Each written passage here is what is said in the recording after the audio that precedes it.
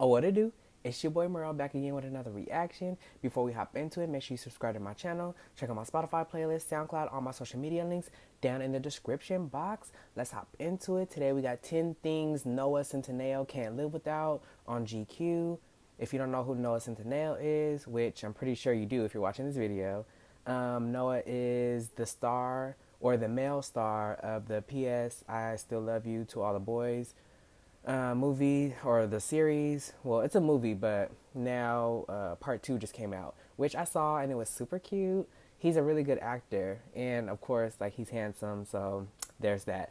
Let's check it out.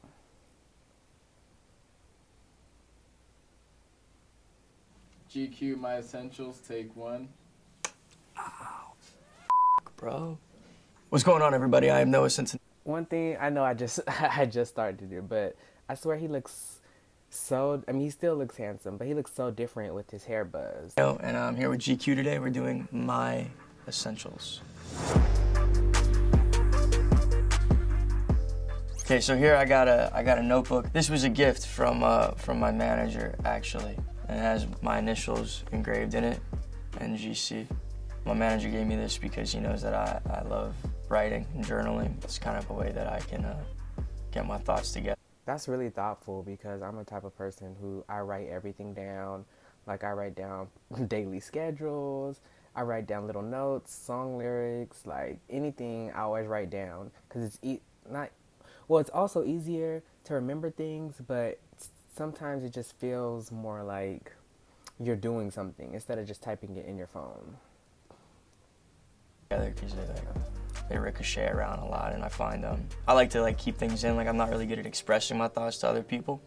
So if I put them here, then I can kind of structure and organize them a little bit. If I'm like battling with something, you know, if I'm like really dealing with something that I'm struggling with, you know, it's just easier to write it down. Ooh, that got deep, like, real quick.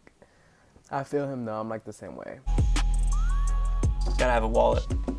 In this modern day, Noah Yuval Harari, he's an Israeli author. He's like a social scientist, if you will. He says that money is like a mythology almost. It's a story, it's a narrative that's been told, and it's a very strong one because the world runs on it, right? So economies form. So if you don't have money and you're in a bind, actually, if you don't have money, you might be in a bind. That's probably the Right. cause for it as well. So you gotta have a way to pay. But then again, there are people that live with absolutely no money, which is an interesting alternative lifestyle. What kind of stuff do you keep in your wallet?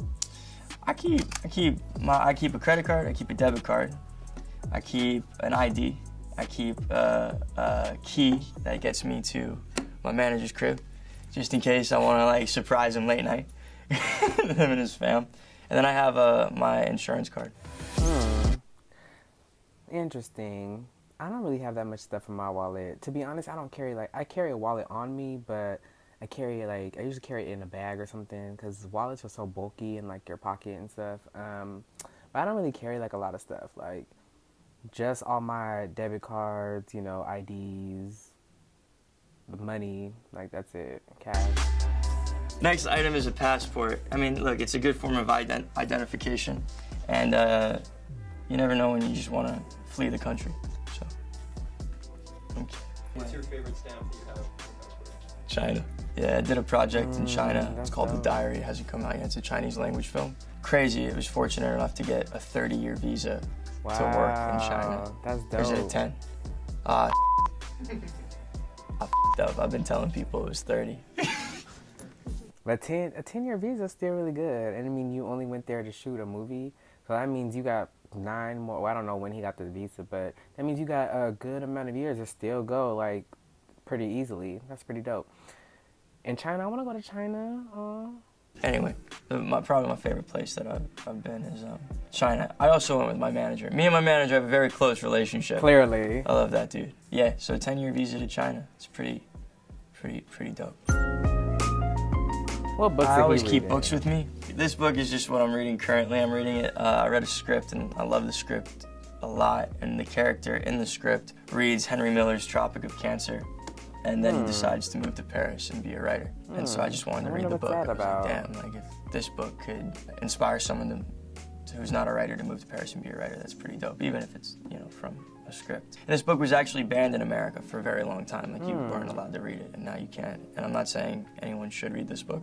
Has anyone read Henry Miller books? Is anyone familiar with Henry Miller? I haven't heard of him. I'm gonna Google him, check him out. I'm definitely not being like advocating for it, but I'm thoroughly enjoying it. So, but this is my fiction. So I got 2 books. I get a nonfiction book and then I got a fiction book. And the nonfiction is called The Quantum Self by Dana Zohar. It's a really cool book that breaks down how science and like discoveries in science can influence the way that we perceive reality and look at other people. And it's like science can influence epistemology, meaning that, you know, back in Cartesian knowledge days, like with Sir Isaac Newton, you know, everything is not connected. So you have 2 separate objects, I throw that, and it impacts that one. And I can also measure that however hard I throw this, at the angle I throw it, I know exactly where this book will end up. Which created, in science, when they learned that, and they thought that was the way it goes, they believed that everything was determined.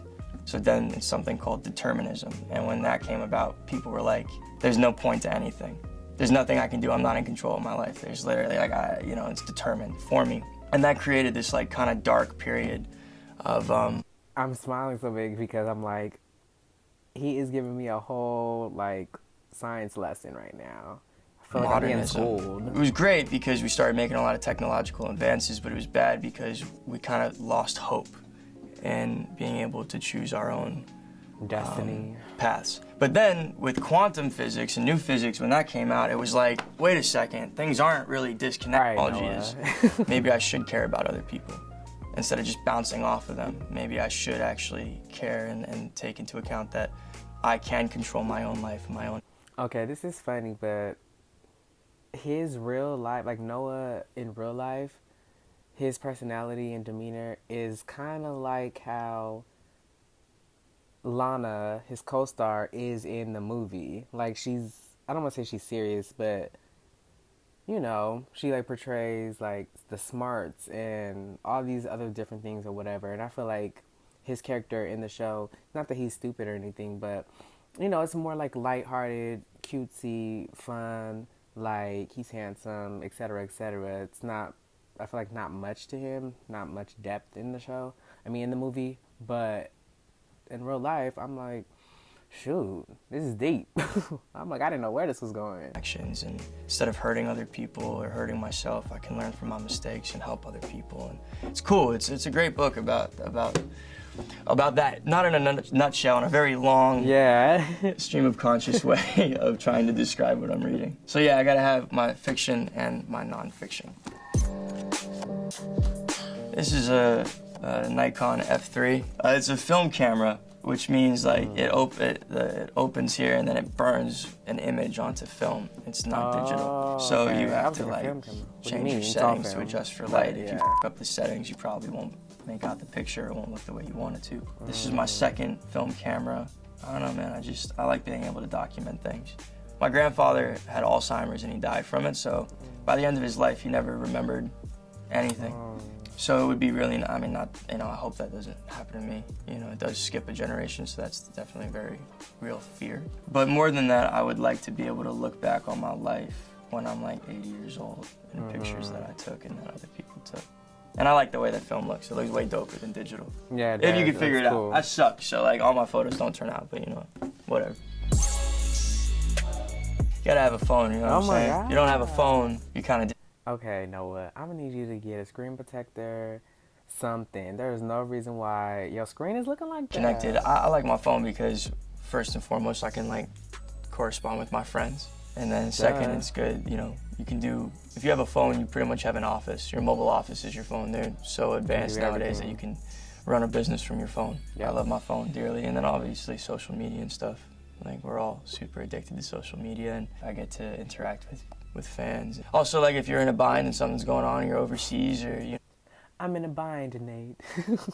That's all I hear every time he says that. You're in trouble, your phone. Can you call help? See this? It's a phone charger. If you have a phone, but you don't have the charger, you don't got a phone. You know what I'm saying? You only have it for so long. So you gotta have a charger. And then you gotta have a backpack. You gotta be able to put everything in your backpack. It's the mobile office. I guess that's the equivalent of like a bag, I guess. I guess that's what a straight guy would have, would be like a backpack and stuff. But I just can't see myself carrying a big, bulky backpack everywhere like I'm a teenager, you know? Like, mm-mm. That's why I have a cute little bag that can fit all the essentials in there. You know, everything goes in it. You throw it on your back, and there you go. Thank you guys so much for the time. GQ, this has been amazing. Thank you for letting me do my essentials with y'all. Hope you enjoy. That was cute. That was really cute. Noah Centineo is just a cute guy. He's really likable. I like his personality. That was cool. His little essentials. He didn't have no water in there. That's an everyday essential. But nah, if you like this video, make sure you give me a thumbs up. Comment down below. Subscribe to my channel.